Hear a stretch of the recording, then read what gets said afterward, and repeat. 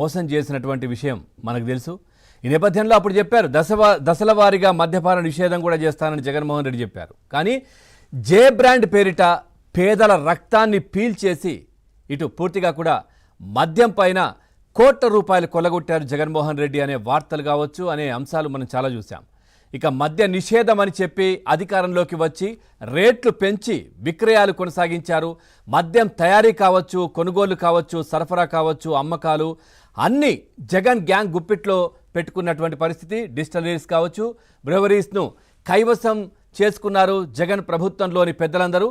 ఇక ప్రభుత్వ పెద్దలు, వారి సన్నిహితులు దీని వెనుక వేల కోట్ల కుంభకోణం జరిగింది. దానికి సంబంధించి పథక రచన కూడా జరిగినట్లు కూడా సిఐడి అధికారులు గుర్తించారు.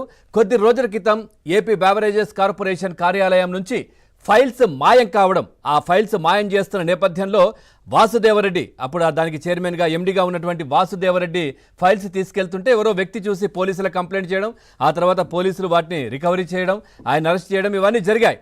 ఇక కొత్త ప్రభుత్వం అధికారంలోకి రాగానే అజ్ఞాతంలోకి ఆయన వెళ్ళిపోయారు. ఏపీ బెవరేజెస్ కార్పొరేషన్ మాజీ ఎండీ వాసుదేవరెడ్డి 3 నెలల క్రితం కార్యాలయాన్ని ఇటు పూర్తిగా ఏపీ సిఐడి ఆఫీసర్స్ కూడా దాన్ని సీజ్ చేసినటువంటి పరిస్థితి కనిపించింది.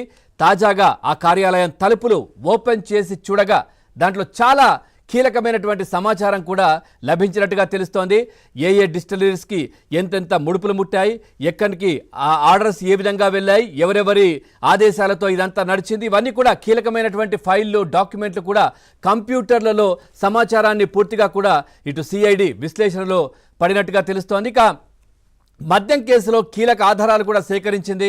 తాజా సాక్ష్యాధారాలతో కొత్త కేసు కూడా నమోదు చేస్తున్నట్టుగా తెలుస్తోంది. త్వరలో తాడేపల్లి దోపిడి భాగోతం పూర్తిగా కూడా బట్టబయలు అవుతుందని కూడా చాలామంది చెప్తున్న పరిస్థితి. మరి వాసుదేవరెడ్డి కొద్ది రోజుల క్రితం బెంగళూరులో యలహంక ప్యాలెస్కు చాలా సమీపంలో ఒక హోటల్లో తలదాచుకున్న పరిస్థితి ఇక్కడ ఆంధ్రప్రదేశ్లో ఉండకుండా. సో ఈ నేపథ్యంలో అధికారులు ఆయన పట్టుకోవడం, విచారించడం ఇవన్నీ కూడా జరిగాయి. అంటే పూర్తిగా జగన్మోహన్ రెడ్డి కనుసన్నల్లోనే ఈయన వాసుదేవరెడ్డి ఉన్నటువంటి పరిస్థితి. నాకు తెలిసి యలహంక ప్యాలెస్లో కూడా ఉండొచ్చు ఆయన, అందులో కూడా తలదాచుకున్న పెద్దగా ఆశ్చర్యం లేదు. ఎందుకంటే అప్పుడు వీఆర్కు పోయినటువంటి చాలామంది అధికారులు, పోలీస్ అధికారులు వీళ్ళందరూ కూడా రెగ్యులర్గా యలహంక ప్యాలెస్కు వెళ్ళి జగన్మోహన్ రెడ్డితో మీటింగులు పెడుతున్నట్టుగా కూడా చాలా వార్తలు అయితే సోషల్ మీడియాలో చక్కర్లు కొడుతున్నటువంటి పరిస్థితులు కనిపిస్తూ ఉన్నాయి. పూర్తిగా దీంట్లో గతంలో మనం చూసాం మద్యం కుంభకోణానికి సంబంధించి ఎక్కడా కూడా మద్యం షాపులలో ఇటు స్కానర్లు కావచ్చు, గూగుల్ పే, ఫోన్పే ఇట్లాంటివి లేకుండా డబ్బే తీసుకోవడం. మరి ఈవినింగ్ అవ్వగానే ఆ డబ్బు ఎక్కడికి వెళ్తుందో పూర్తిగా కూడా అందరికీ అర్థమైనటువంటి విషయం మనం చూసామప్పుడు.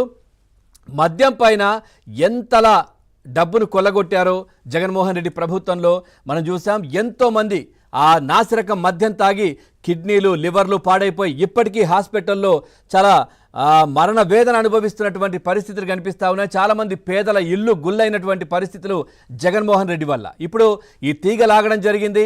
ఏదైతే వాసుదేవరెడ్డి కార్యాలయంలో చాలా కీలకమైనటువంటి సమాచారం దొరికినట్టుగా ఆధారాలు అయితే లభించాయి. ఓవరాల్గా ఈ అంశానికి సంబంధించి మనం చర్చలోకి వెళ్దాం. చర్చలో